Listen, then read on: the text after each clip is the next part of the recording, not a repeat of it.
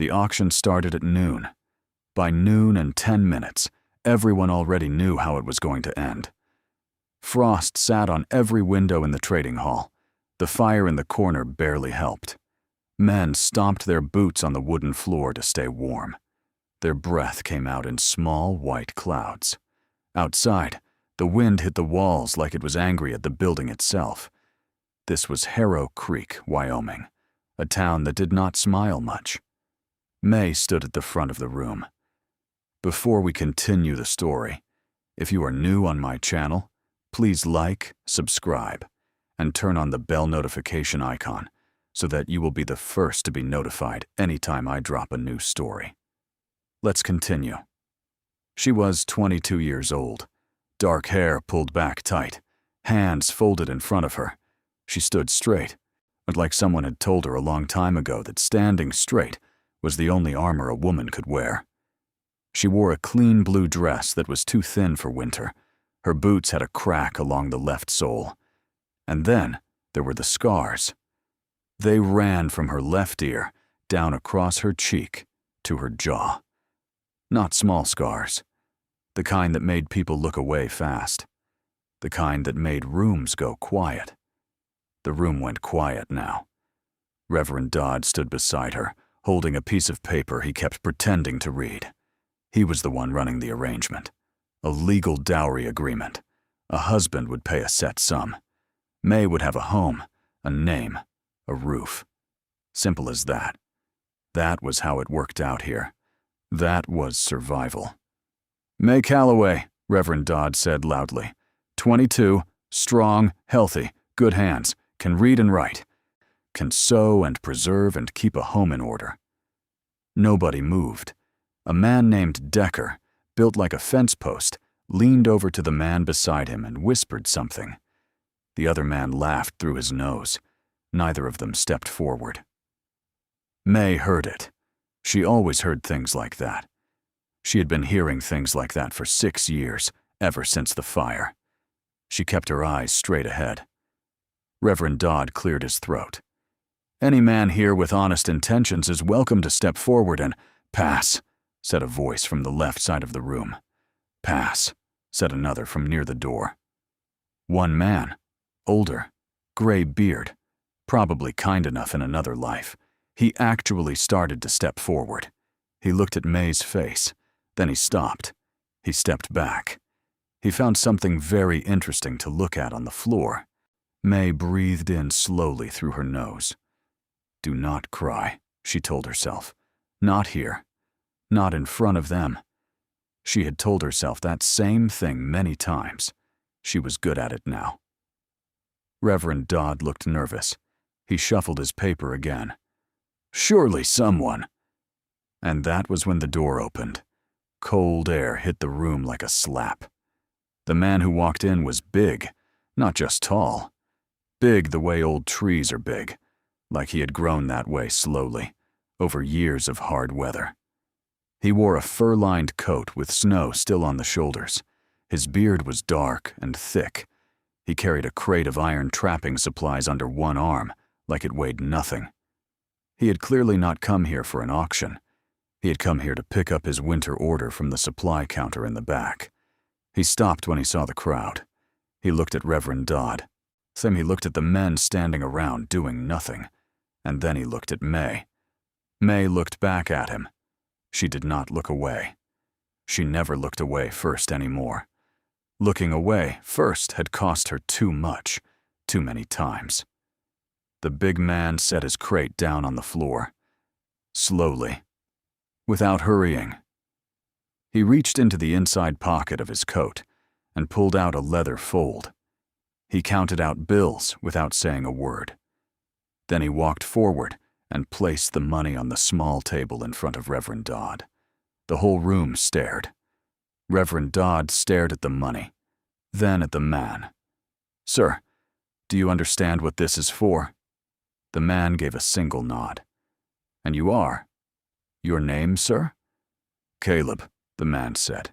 His voice was low, like it came from somewhere deep and unused. Caleb Holt. Reverend Dodd looked at the money again. It was the right amount. every dollar of it.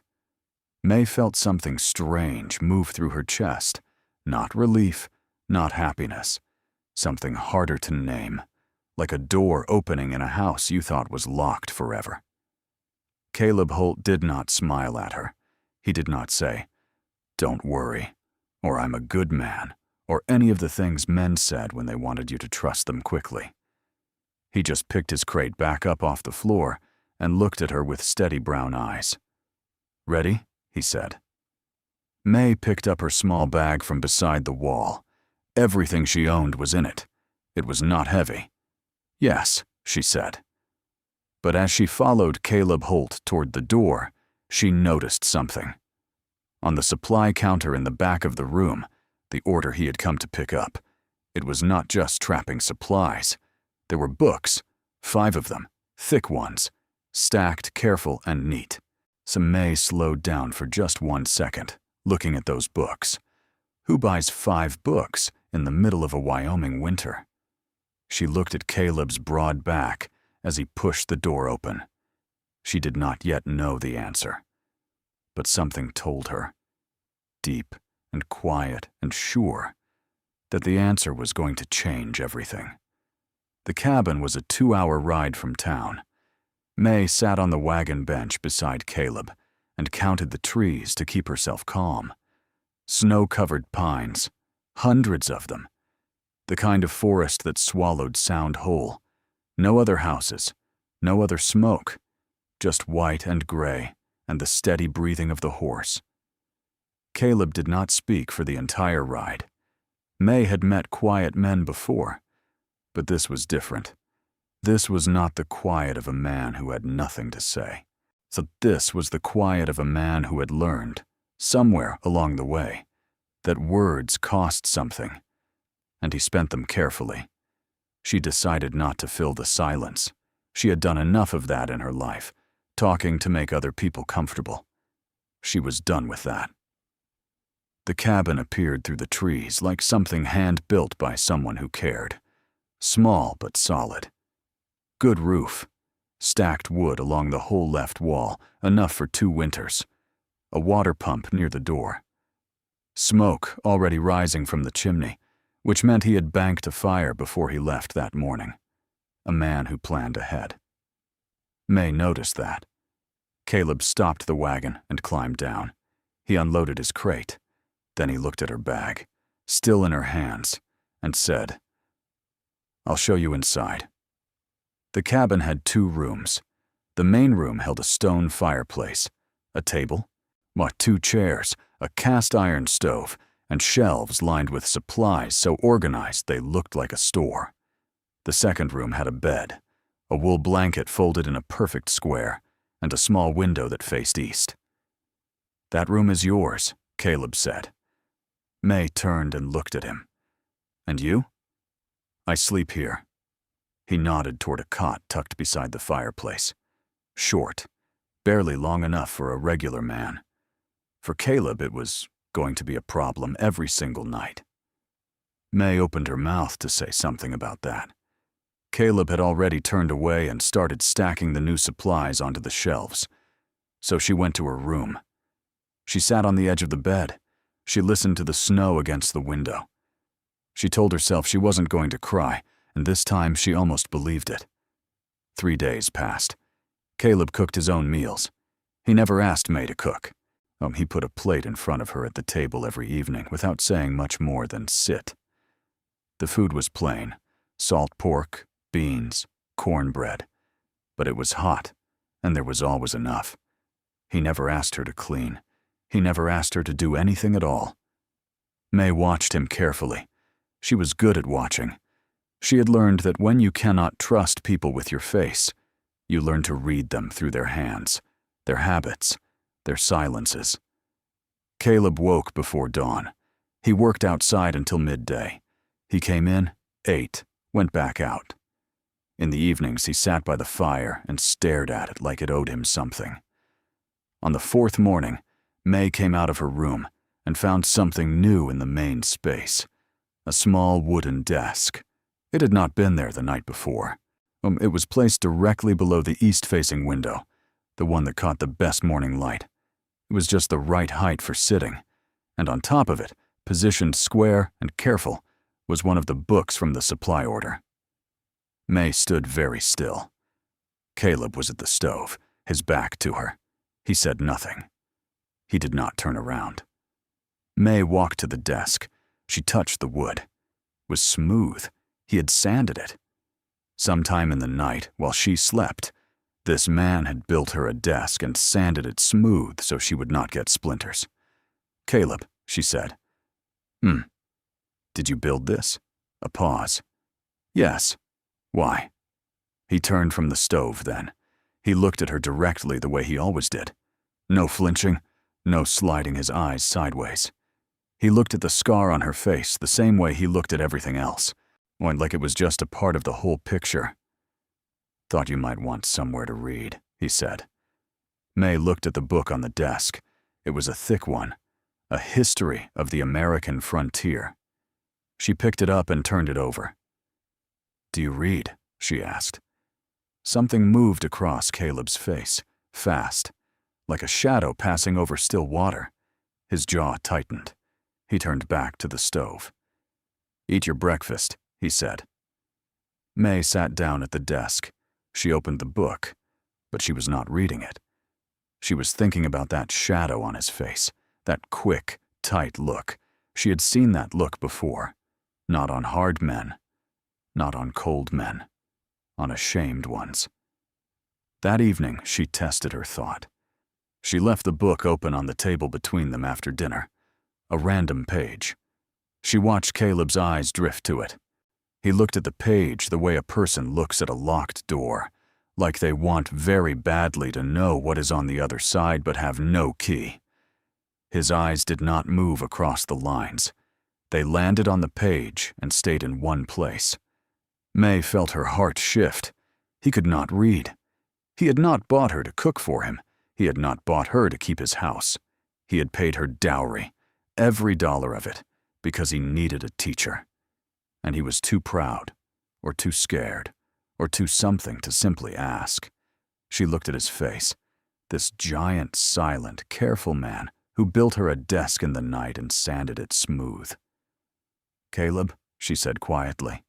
He looked up. "Would you like me to read to you tonight?" The silence stretched long. The fire popped. Snow moved against the window.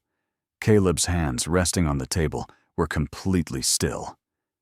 "Yes," he said, but just that one word.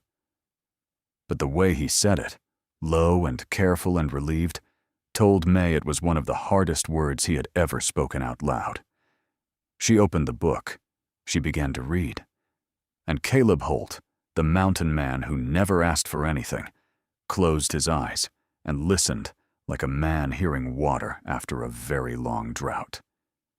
May read for an hour. When she finally stopped, she looked up and found him watching her. Not her face, not her scar, her mouth. The way the words came out, like he was already trying to learn. "Same time tomorrow?" she said. He nodded. She closed the book and stood to go to her room. Then she stopped. "Caleb, how did your family die?" She did not know why she asked it right then. Something old pulled the question out of her, something that had been sitting in her chest for days, and since the moment she first saw him in that trading hall. Caleb was quiet for a long time. "Fire," he said. May's hand tightened on the doorframe. "Where?" she whispered. He looked at her, and for the first time, something in his eyes cracked open, just a fraction, like a door that had been shut for years, finally moving on its hinge. "Douglas County," he said. 6 years ago. May could not breathe. Douglas County. 6 years ago. The same fire. The same night. The night she had pulled her little brother out through a burning window and felt the wall of flame reach back and take its price from her face. She stood in the doorway and stared at this man she had known for 4 days. And somewhere in the back of her mind, a memory, small and buried, began to surface. A voice in the smoke, a large shape moving through the fire, someone who had helped carry her brother to safety before disappearing into the dark. Her mouth went dry. "Caleb," she said slowly, "were you there?" He looked at her for a long moment, his face unreadable, his brown eyes steady and deep and full of something that had no easy name. He did not answer. He just looked at her, like the answer was something too large to fit inside a single word. May did not sleep that night. She lay on her bed and stared at the ceiling and listened to the wind outside and tried to put the pieces together. But every time she got close, the memory slipped away like smoke through her fingers. She remembered that night in pieces. She always had. The doctors said that was normal after something like that. Your mind protects you by breaking the worst parts into small, disconnected fragments. A sound here, a shape there, a voice, low, deep, like it came from somewhere far underground. Get the boy out. Go. Go now. May sat up in the dark. She pressed both hands flat against her chest. That voice. She had heard that voice again 3 days ago, at a table, in a cabin in the Wyoming mountains, saying one simple word.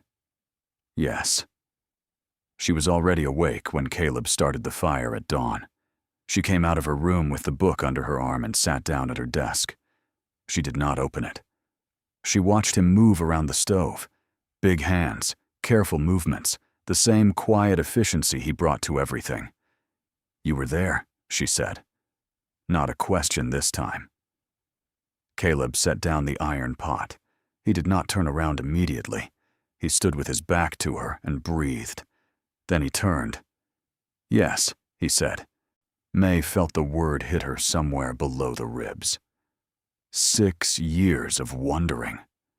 6 years of asking herself who had been in that fire with her, who had taken her brother from her arms when the smoke got so thick she could not see her own hands, who had pressed the boy into the arms of a neighbor and then gone back in. Gone back in. "You went back in," May said. Her voice was not steady. She did not try to make it steady. "After you got Tommy out, you went back in for my father." Caleb's jaw tightened. "Your father didn't make it." "I know." May pressed her lips together. "But you tried." He said nothing. "You burned your hands," she said. "I remember someone's hands. When you took Tommy from me. I saw the burns." Caleb turned his palms up slowly. Even after 6 years, the scars were there, pale and smooth against the rougher skin around them. May had noticed them before, but said nothing. Now she understood what she was looking at. She stood up from the desk. She crossed the room until she was close enough to see his face clearly in the early morning light. She was not a small woman, but beside Caleb she was. She looked up at him the way she had looked up at the sky that night, when the whole world was orange and black and impossible. "Why didn't you say anything?" she asked. "When you saw me in that hall, you recognized me." "Not right away." His voice was low.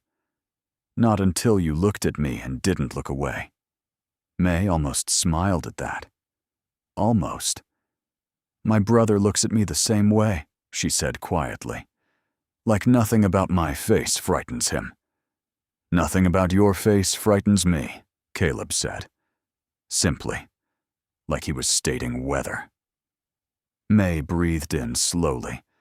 The fire in the stove crackled. Outside, the snow had softened overnight, and now it fell in slow, heavy pieces, the kind that stuck to pine branches and made the whole world look like it was holding still. "You lost your family in that same fire," she said. "My wife. My son." He said it flat and clean, the way a man says something he has said in his own head so many times. It is worn smooth. "They were visiting the Calloway property, your family's neighbors. The fire jumped the fence line." May closed her eyes. She had never known that. Nobody had ever told her that. For 6 years, she had carried the weight of that fire as her story alone. Her face, her loss, her brother's nightmares. And somewhere across the same Wyoming territory, this man had been carrying the other side of it. "Caleb," she said. "May." She opened her eyes. "Why didn't you just ask me to teach you?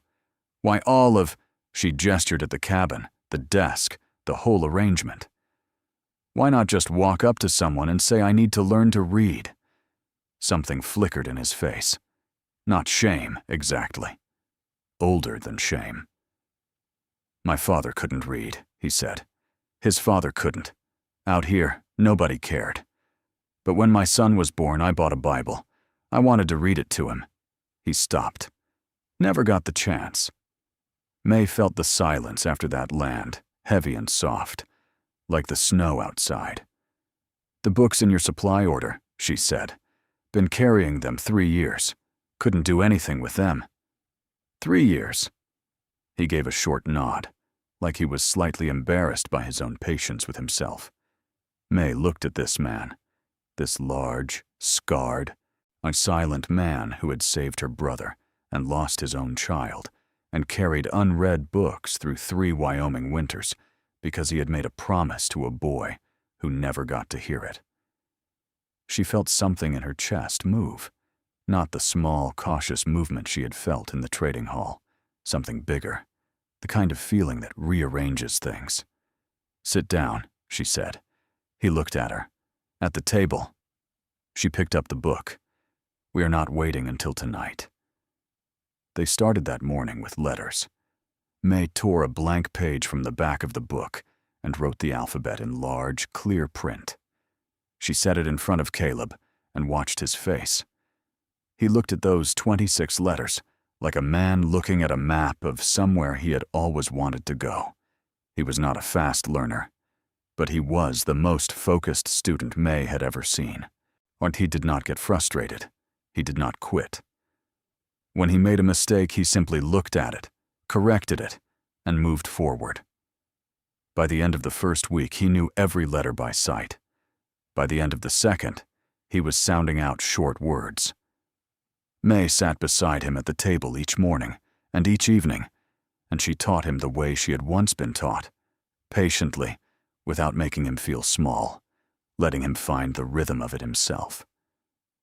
And somewhere in those hours, the space between them changed. It was slow, like the way ice melts. You do not see the moment it becomes water. You only notice eventually that the cold is gone. One evening in late January, Caleb sounded out his first full sentence. It took him a long time. He went over each word slowly, pressing his finger to the page. May sat very still and did not help unless he asked. He looked up when he finished. "I did it," he said. He said it quietly, without performance, the way people say true things. But his eyes, those steady, deep brown eyes, were bright with something May had not seen in them before. She smiled at him. A real one. The kind that moved her whole face, scar and all. Caleb looked at her smile like he was reading something new. Spring came the way it always did in Wyoming. Sudden and a little rude, like someone throwing open a window you had forgotten was there. The snow pulled back from the pines. The creek behind the cabin woke up loud and cold. And Caleb Holt, mountain man, trapper, the man who had walked into a burning house twice and come out carrying other people's children. We sat at the kitchen table and read 3 full pages of a history of the American frontier out loud. May sat across from him with her chin in her hand and listened. He read slowly. He still stopped at hard words, but his voice was steady, and the meaning came through clear. And every sentence he finished, he moved to the next one, like a man who had been waiting his whole life for this particular road, and was in no hurry now that he was finally on it. When he stopped, the cabin was quiet. "Caleb," May said. "I think it's time you read that Bible." He was still for a moment. Then he reached under the table and pulled out a worn black book she had not seen before. Its spine was cracked, its cover rubbed soft by years of hands that had held it without opening it. He set it on the table. He opened it to the first page, and May watched Caleb Holt read the first words he had ever promised to read. Slowly, clearly, with the same steady steadiness he brought to everything. And she understood then what this whole winter had been. Not a rescue, not a transaction, not even a second chance, really. Two people who had both stood in the same fire and come out the other side alone. Two people who had carried their losses so long they had stopped expecting to put them down. Finding, in a cold Wyoming trading hall, the one other person in the world who understood exactly how heavy the weight was. That evening, May wrote a letter to her brother Tommy. She told him she was well. She told him she had found good work and a warm home and a man who was kind in the ways that mattered. She did not yet tell him everything, but she folded the letter and set it by the door to post in the morning. And when she came back to the table, Caleb had set 2 cups of coffee down, one on each side, and slid her book to her place without being asked, and gone back to his reading like it was the most natural thing in the world. May sat down. She opened her book. Outside, the Wyoming spring moved through the pines like it owned them, and inside the cabin, 2 people who had survived the same fire and the same loneliness sat together in the kind of quiet that does not need to be filled.